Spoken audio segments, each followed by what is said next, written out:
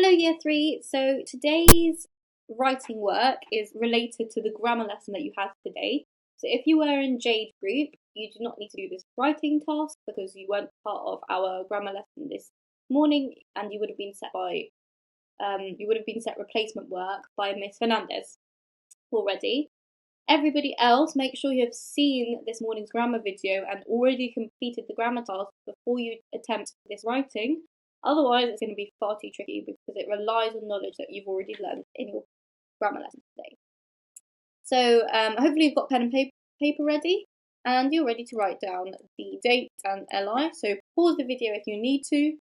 The date is the 6th of May 2020 and this subject is Year 3 writing. And the LI is to use conjunctions effectively. The same LI as yesterday, but we're going to do it in a slightly different way. So pause the video if you need to write that down. And straight away, I'm going to show you what your task is today. So over here, if we look at the task information, it says, everyone must complete exercise 1. Exercise 2 is an optional challenge for anyone brave enough to try it. So I'm first going to explain what exercise 1 is, then you can pause the video and have a go at the exercise. And then I'm going to explain what exercise 2 is. So you can either stop watching after you've done exercise 1 and if you don't want to do the challenge, but if you want to have a go at the challenge, make sure you've done exercise 1 first and then carry on watching the video until exercise 2. Question 1 says, this paragraph uses only simple sentences. See if you can improve it by turning some of the sentences into compound and complex ones.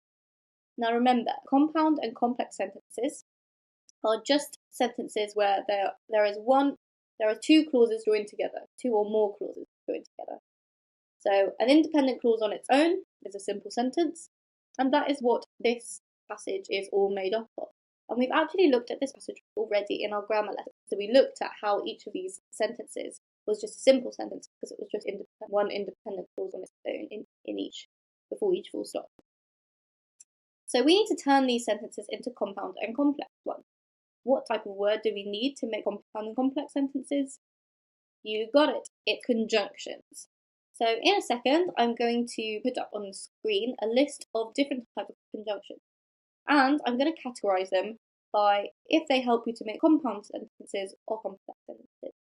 It actually doesn't matter too much, just try to use a mixture of all the different conjunctions. So here is the list. Please pause this video now and write these down. You have the coordinating conjunctions on the left, and, but, yet, so, or, and nor, and they make compound sentences, which is when 2 independent clauses are joined together. And on the right, you have subordinating conjunctions to make complex sentences, which are a subordinate clause, that's how you know it's a subordinating conjunction, with a independent clause. So when, although, if, since, while, because. Please make sure you have these written down. You won't be able to do your task without them. And now let's take a look at how we can apply these conjunctions to these simple sentences in order to join some of the sentences together and make more complex, compound and complex sentences. So the first bit says, one day Phil and Leon went to the canal. Full stop. They were going fishing. I need to add a conjunction to attach those two sentences together, those two clauses together. Now, one day Phil and Leon went to the canal. They were fishing. What type of conjunctions could I use from my list? Well, I'm just going to have a look at my list here and have a think which one would fit in there. Could I say one day Phil and Leon went to the canal but they were going fishing? No, I don't want but there because going to the canal and fishing are not opposite things. They're actually kind of related together. So a better way to put it would be to say, which is what I've done at the bottom here, one day Phil and Leon went to the canal since they were going fishing. Now I've changed these two simple sentences into one complex sentence. Let's look at the next bit. There seemed to be no one else around. Full stop. They chose the best place. Full stop. What conjunction could I use to conjoin these two simple clauses together, these two simple sentences? Well, I've chosen and. There seemed to be no one else around, and they chose the best place. So have a think which conjunctions from your list could work in these different scenarios. If you haven't written down the list of conjunctions yet, rewind, make sure you go and write them down. They're going to be really, really helpful. And then all you need to do is to rewrite this whole passage, changing them from simple sentences into compound and complex ones. Pause the video now so you have enough time to go through each sentence and convert it. If you're still watching, you should have finished task 1. If you're stopping here and moving on to your break or another lesson, don't forget to ask your parent or guardian to take a photo and send in your work to the Year 3 email address on the screen. And if you're still listening, I assume you're ready for the challenge. So this is exercise 2, which is the challenge exercise. So all you need to do this time, instead of it being lots of short, simple sentences, the person who's written this has forgotten to divide up their work into sentences at all. And this is a common mistake that a lot of people make. So what I want you to do this time is to look through the entire passage and find places where maybe there's too many conjunctions and too many clauses joined together, and put full stops in, so we only either have a simple sentence with one independent clause on its own, or you could have a few complex and compound sentences. So you could have an independent clause and a subordinate clause kind of attached to it, or you could have two independent clauses together.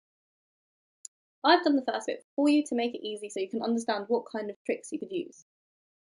The original says, like all animals, human beings need food in order to live because every part of the body needs a steady supply of food so that it can work properly. There's a few conjunctions in there. You've got because, you've got so. So I've actually now decided to put this into shorter sentences. Like all animals, human beings need food in order to live. I put a full stop there. That's just an independent clause because I haven't I haven't used any conjunctions. I've just kept it an independent clause on its own because it's quite a long independent clause, so I feel like we should put a full stop there. Then I've carried on. This time I've started the next sentence with a capital letter and carried on with the next clause. Every part of the body needs a steady supply of food so that it can work properly. So I've actually cut out the because I don't need a conjunction there, because instead of joining the two clauses together to form one sentence, I've actually split the sentence into two separate sentences, so I don't need a conjunction there anymore. Every part of the body needs a steady supply of food so that it will work properly. And I've kept this so, which means that I've actually got a compound sentence here made up of two clauses, and that's allowed. Having two clauses together is fine because it's not too long. It still reads with a nice rhythm. Every part of the body needs a steady supply of food so that it can work properly. And then I've got my full stop because I'm running out of breath. So have a go at rewriting the rest of this very long sentence into shorter sentences. And there's lots of different ways that you can do it. There's no exact right way. But just make sure when you read it out loud, you're not running out of breath and each sentence is not too long.